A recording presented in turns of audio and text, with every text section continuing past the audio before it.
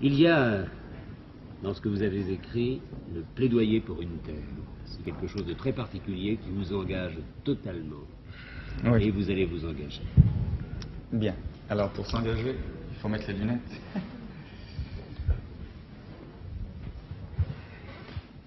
Il y a des choses qu'on ne peut pas dire en vers. L'autre jour, j'étais dans le métro et j'entends deux dames dire « T'as lu le journal encore, ces juifs avec leurs histoires? Quels emmerdeurs. » C'est vrai, nous sommes des emmerdeurs.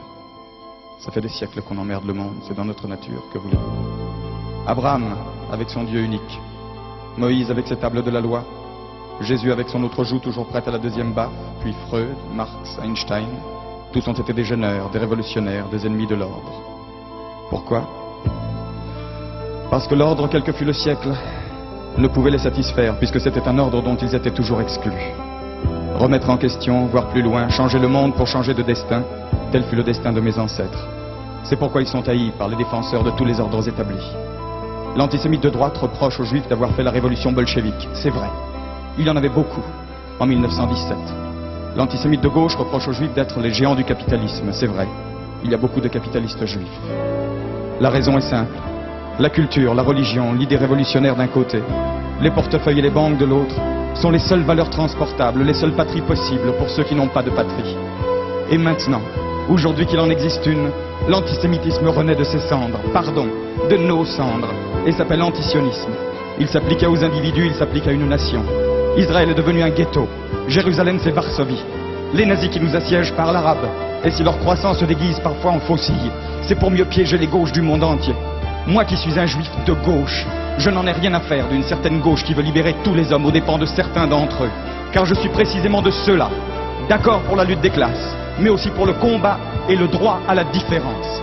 Si elle veut me compter parmi les siens, la gauche ne peut pas faire l'économie de mon problème. Et mon problème est simple. Mon problème est que depuis les déportations romaines du 1er siècle après Jésus-Christ, nous avons été partout honnis, bannis, écrasés, spoliés, chassés, traqués et convertis de force. Pourquoi? Parce que notre religion, notre culture était dangereuse. C'était un exemple de démocratie. Vous voulez quelques exemples? Le judaïsme a été le premier à créer le Shabbat, c'est-à-dire le jour de repos hebdomadaire obligatoire. Vous imaginez la joie des pharaons toujours en retard d'une pyramide.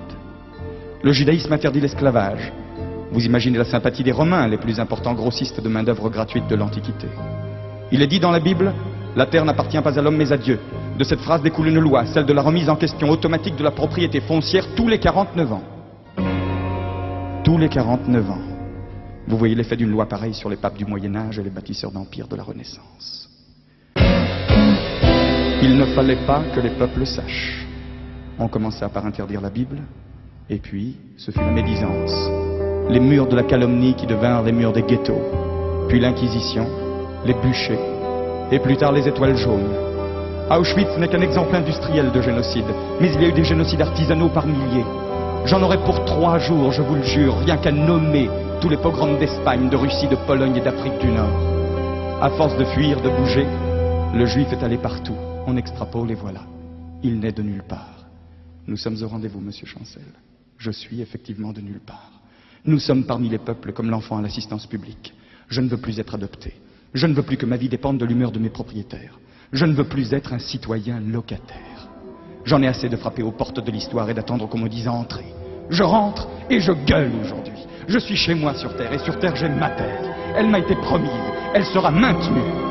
Qu'est-ce que c'est que le sionisme? Ça se réduit à une simple phrase. L'an prochain à Jérusalem. Non, ça n'est pas un slogan du Club Méditerranée. C'est écrit dans la Bible, le livre le plus vendu et le plus mal lu du monde. Et cette prière est devenue un cri.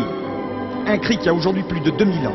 Et le père de Christophe Colomb, celui de Kafka, celui de Proust, celui de Chagall, celui de Marx, d'Einstein et même de M. Kissinger l'ont répété ce cri au moins une fois par an le jour de Pâques. Alors le sionisme c'est du racisme? Mais faites-moi rire. Est-ce que 12 France, cher pays de mon enfance, est un hymne raciste? Le sionisme c'est le nom d'un combat de libération. Dans le monde chacun a ses juifs. Les Français ont les leurs, ce sont les Bretons, les Occitans, les travailleurs immigrés. Les Italiens ont les Siciliens, les Yankees ont leurs Noirs, les Espagnols ont leurs Basques. Nous, on a une prérogative. Nous sommes les Juifs de tous. À ceux qui me disent, et les Palestiniens? Je réponds, je suis un Palestinien d'il y a 2000 ans. Je suis l'opprimé le plus vieux du monde. opprimés et quelquefois et souvent même supprimés. Je discuterai donc avec eux, mais je ne leur céderai pas ma place. Il y a là-bas de la place pour 2 peuples et pour 2 pays, pour 2 nations. Les frontières seront à discuter ensemble, mais l'existence d'un pays ne peut en aucun cas exclure l'existence d'un autre. Et les options politiques d'un gouvernement n'ont jamais mis en cause l'existence d'une nation. Alors pourquoi Israël? Quand Israël sera hors de danger, je choisirai parmi les Juifs et mes voisins arabes ceux qui me sont frères par les idées. Aujourd'hui, je me dois d'être solidaire avec tous les miens, même ceux que je déteste, au nom d'un ennemi insurmontable, le racisme. Descartes avait tort. Je pense donc je suis. Ça ne veut rien dire. Nous, ça fait 5000 ans qu'on pense, et nous n'existons toujours pas. Je me défends, donc je suis.